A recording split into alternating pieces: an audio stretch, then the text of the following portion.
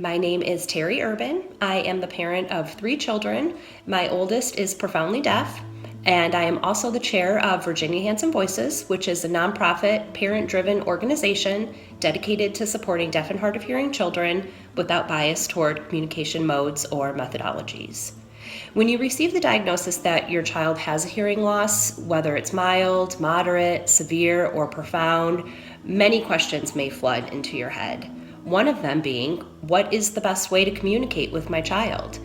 There's really no right or wrong answer here, as all children and all families are different, but what's important is that you understand that there are options and that it's never too late to use different ways to communicate with your child along your journey.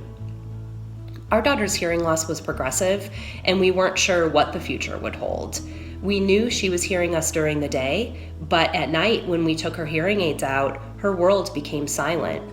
Many questions flooded our heads in those early years, such as, how are we going to communicate with her at the beach? How are we going to talk to her at night when she wakes up and doesn't have her hearing aids in? We began to learn a little bit of American Sign Language from books and videos that family members would purchase for us. And sometimes these gifts were accompanied by excitement to learn something new, but oftentimes they were accompanied by grief and just a general feeling of being overwhelmed.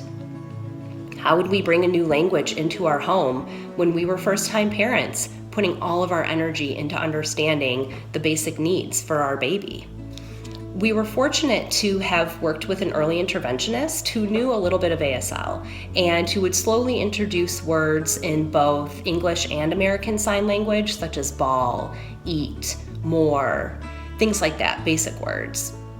When our daughter was young, we were constantly talking to her and narrating our day. It was little things like announcing someone was at the door before they would suddenly appear in our living room, or talking about what item we would put into the grocery cart as we were shopping. We tried our best to give her a language-rich environment with the occasional support of a word or phrase in ASL.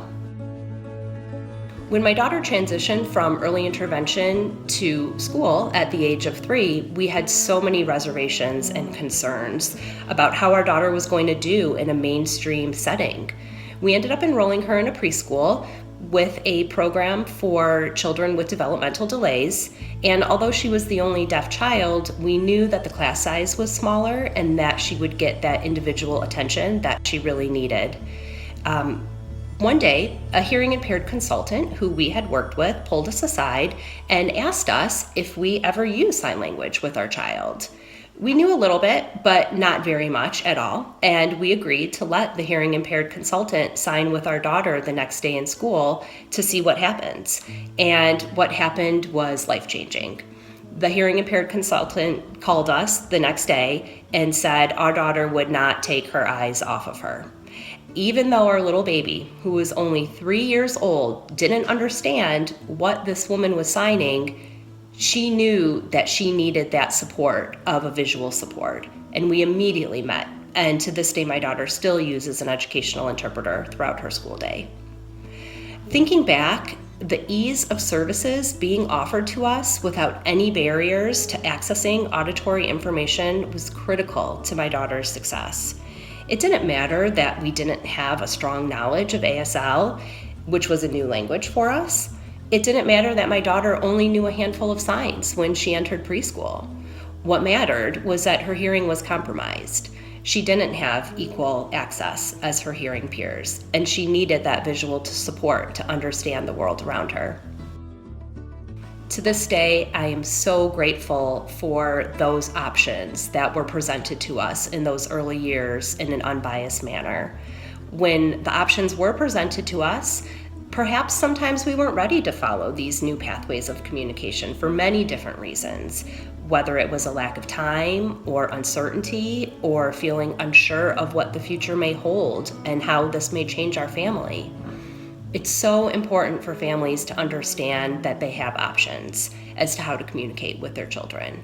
It's so important for families to understand that at any point in their journey of parenting a child with hearing loss, they can change their minds along the way.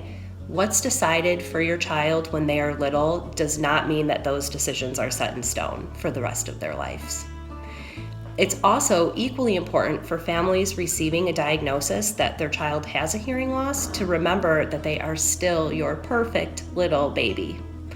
Although your life may be suddenly filled with doctor's appointments and acronyms that you've never heard of, it's so important to take the time to love your baby just the way he or she is.